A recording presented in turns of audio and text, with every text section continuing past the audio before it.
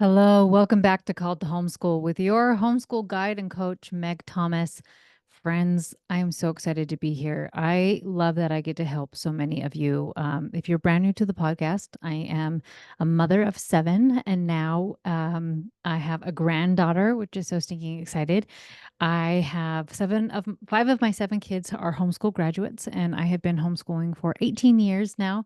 And I have two left at home, and we're still going strong. So still have an 8-year-old. So I'm still in the game for a really long time.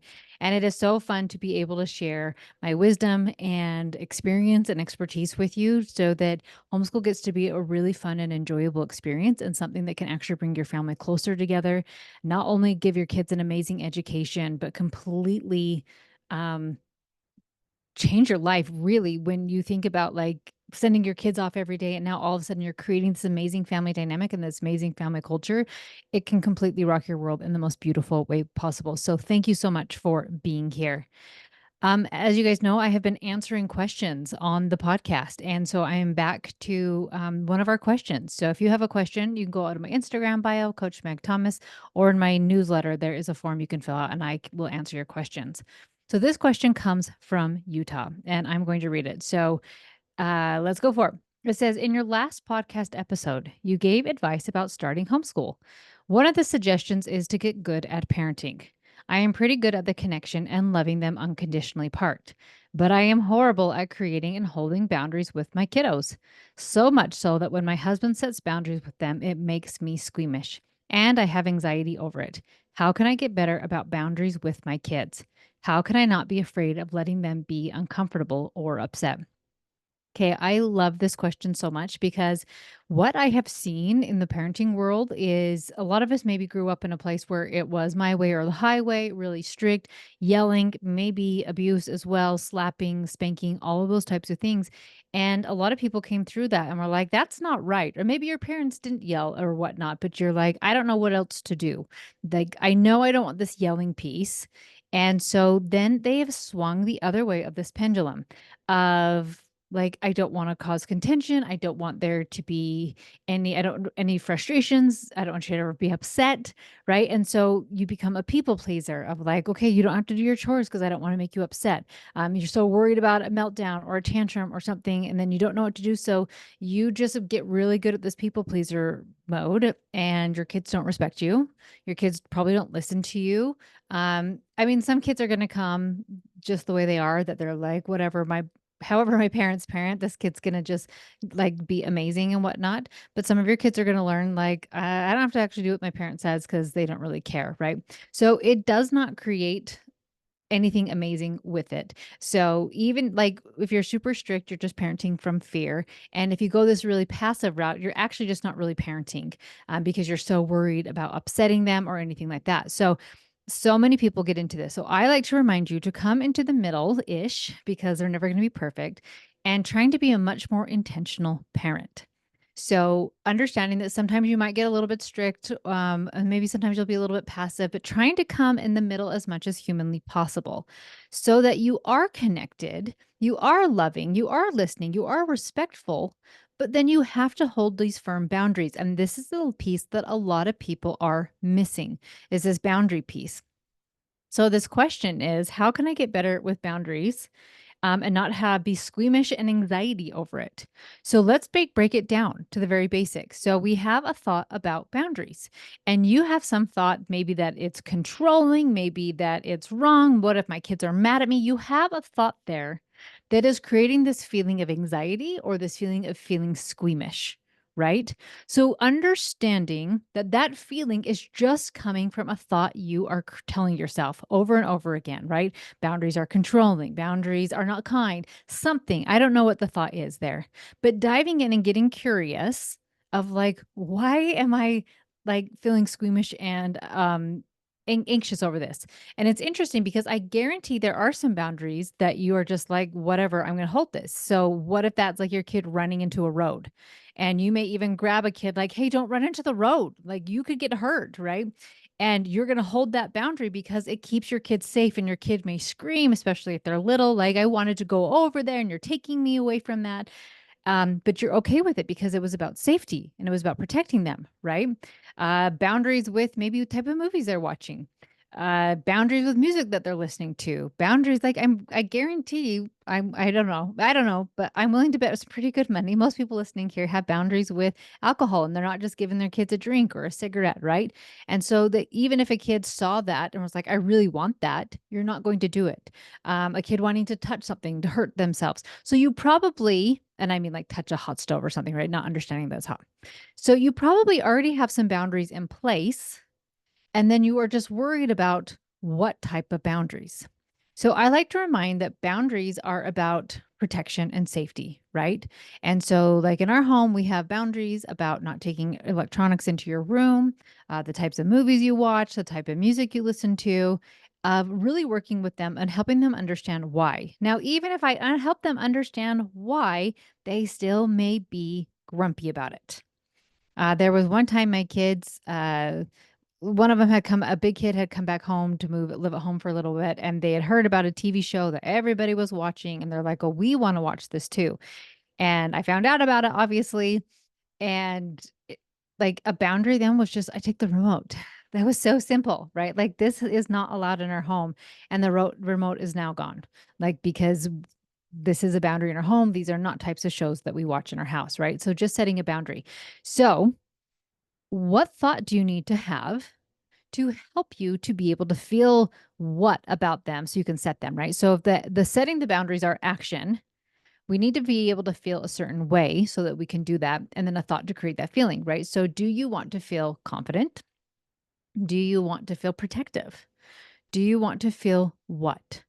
And what is the story you need to have to create that feeling? So when I think about boundaries, I think about like, I want my kids to have an amazing life.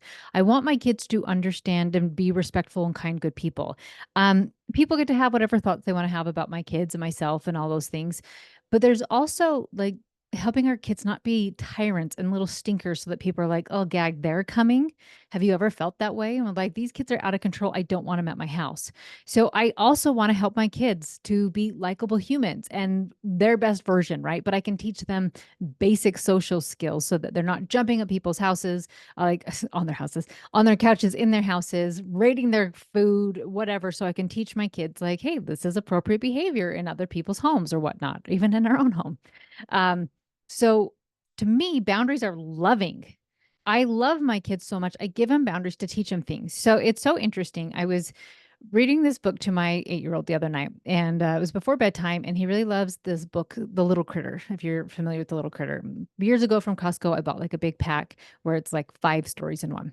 And one of the stories is I was so mad, and it goes through, and he like wanted to paint the house. And Grandpa said no, and he's like, oh, I was so mad, and he wanted to. I can't remember all the things he wanted to do, but he wanted to do all these quote unquote naughty things, and his family keeps saying no, you can't. So he's like, I'm so mad, I'm going to run away. So he packs his wagon full of toys, he packs a bag of cookies, and he goes to run away. And then his friends are outside and they're like, hey, do you want to go play baseball with us? And looks at his mom and he's like, okay, can I go? She's like, sure. And he said, I guess I'll run away tomorrow if I'm still mad.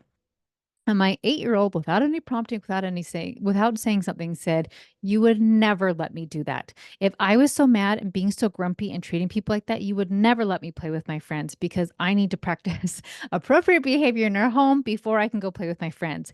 And I go, you are darn right. That is what I would do. To me, that is a boundary.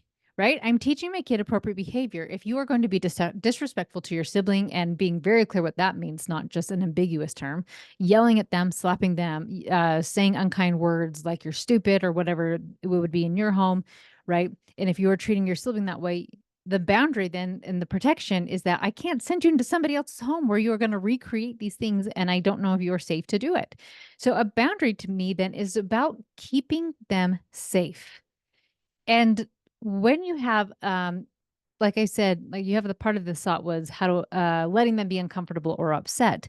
When you have that thought like this, you don't understand, and that's okay, right? If you have, once again, a toddler trying to run into the road, you're probably okay if they're upset that you grab their little hands and say, do not run away, right? Stay by mom, whatever it is you say, you're okay if they're upset and screaming because you don't want your kid to get ran over. So, same thing, like your kids will start learning that I can't go play with my friends if I treat my family like crap. I cannot be a tyrant at my home and then just get all of these things that I want because you're going to create entitled kids who are stinkers, really, for lack of a better word. So, some easy ways to ease into this, and I have a podcast episode about it, about happy habits, right? And teaching them when we have, like, there are consequences, good and bad, to everything that we do. If I see my husband and I light up and I'm like, wow, you're amazing. I love you. I appreciate X, Y, and Z that you do around the house. You're just the best. A positive consequence is that he wants to continue to do these nice things around the house. He feels good around me. He usually like, oh, let me rub your back or let me do something sweet. Like he wants to then reciprocate and be kind back to me, right? On the flip side, if I show up to my husband and I was like, "What'd you do all day, you lazy butt?" And I'm rude and I'm just like, "Oh, you did a terrible job here and it would be nice if you'd help once in a while, right?" And I was really snippy and mean. I am also going to have a consequence that maybe he's going to be snippy back. Maybe he's like, do it yourself, Meg, or get mad at me or get grumpy or whatever it is. So we have to teach children that there are consequences to all of our choices, and there are positive consequences and there are negative consequences. If I show up to my friend and I'm kind, there are positive consequences. They want to still be my friend. I show up to my friend and I'm rude or I'm judgmental or I'm critical of something of theirs, they're not going to want me part of their life, right? So our children need to learn these things, and the best place to teach them is in our home. So it can be as simple as I don't have my little cheat sheet in front of me, so I have to just wing this with some of the happy habit ideas. But you also want to be on there too with happy habits. So one of the habits you could be working on, and all of this is just about teaching appropriate behavior, is to not yell, right? And this is a free download on my website, and you can just go and grab that. But you can like, you show them, this is the skill we're working on, to not yell. If mom yells, the negative consequences is maybe you do their chore. Maybe you have to play a game with them. The positive consequences, if I don't yell, what is it? Like we feel happy, we get a little treat that night, whatever it is. But you can do it. We've done it with so many different things that I've worked with clients, right? Like staying at the dinner table while we're eating. The negative consequence was they don't get a little after dinner treat. The positive consequences, they do get an after dinner treat.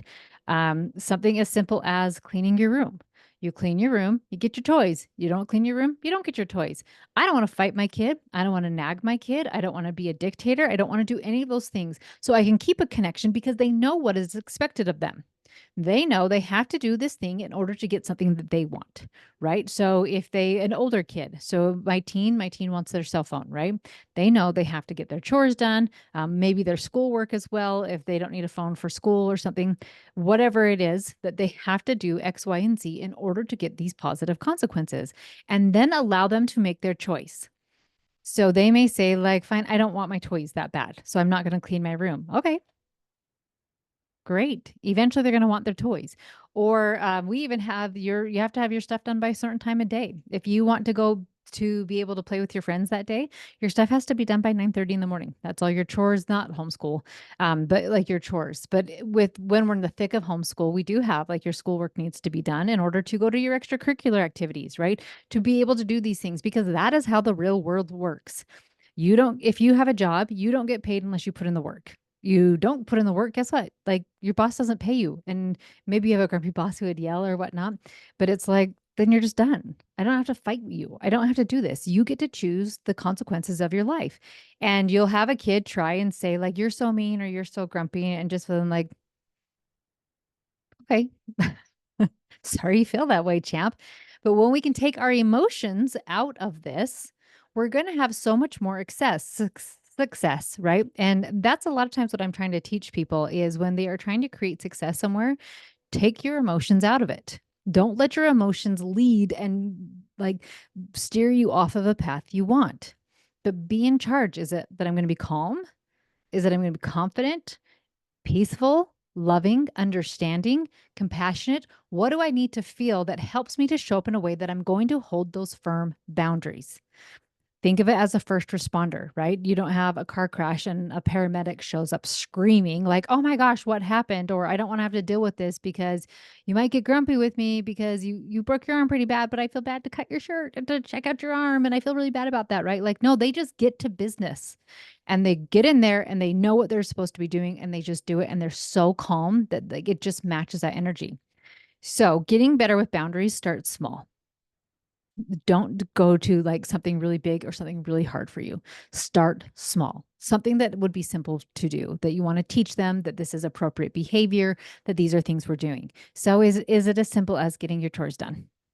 And you want to be able to get your chores done. You want to be able to have toys, get your chores done. Once your toys are done, oh my gosh, I'm mixing up my words. Once your chores are done, you can get your toys. We don't do screen time stuff here at the house, but screen time is a really easy one if you utilize screen time. Whatever it is, once I say again, I have suggestions in the Happy Habits download. Go and download on my website, coachmegthomas.com. But you have to set firm boundaries. And if you don't, your children a lot of times will be entitled little stinkers. And then you may not want to keep homeschooling because your children don't really listen to you. And part of that is because they don't really respect you because you are not being the authority, strong figure for them. And then you will go and send them off to school because you will just make it somebody else's problem. And a teacher hopefully has been trained of how to be a leader and whatnot to help them, or they're going to use fear to do it. But it's kind of like, I don't want to figure it out. So let it be somebody else's problem. Figure it out in your house. Boundaries are incredibly loving when they are not coming from a place of control. So you're already great on the connection piece. Boundaries can just build that connection closer and closer. And guess what? Sometimes people are going to be upset. There's a book I've been reading. It's called The Courage to Be Disliked. And sometimes your own kids are not going to like you. Like, Mom, I hate this meal. Why did you do this? Like, oh, sorry about that, champ. Right. I adore my children and I feel like my children adore me. And sometimes we're annoyed with one another. That is part of the human experience. And so trying to be in the space of like my children never be uncomfortable or never be upset is exhausting. It's exhausting for you and it's exhausting for them. And you are trying to manage all of their emotions instead of managing yours. And it is so much easier to learn to manage your own emotions so that you can be in control of how you show up and how you feel and teach your children appropriate behavior. Friends, if this is an area where you're stuck on, please go and download the Happy Habits. It's completely free. You can check it all out to really help you to start helping teach appropriate behavior in your home of what are appropriate boundaries, what does that look like. But then remember, it all comes down to the story you have with it. Boundaries are loving.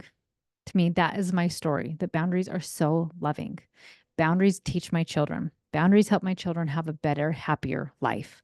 So come up with a story that you like so that you can feel how you want to feel and decide how you want to feel confident, loving, compassionate, anything that you want to feel with that, to be able to do the action of holding those boundaries and then allowing your children's choices to have the positive or negative consequence and helping them to see that it is by your actions that you are getting these things. We don't need to nag. We don't need to yell. We don't need to micromanage, but really allow them to start creating an amazing life by being guided and helped by you. All right. If you have a question, please make sure you go over to Coach Meg Thomas, my Instagram, and there is a link in my bio there or on my weekly newsletter. And you can sign up for that at my website or on Instagram. So, friends, have an amazing week, and I will talk to you next time.